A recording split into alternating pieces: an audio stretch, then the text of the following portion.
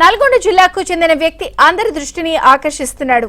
10 రూపాయల నాణాలతో ఏకంగా 1,10,000 రూపాయలతో ఓ బైక్ ను కొనుగోలు చేశాడు.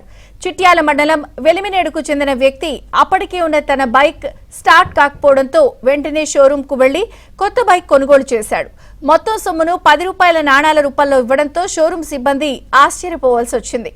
ఇంత పెద్ద మొత్తాన్ని 4 నుంచి 5 ఏళ్ల కాలంలో పొదుపు చేసుకున్నాడు.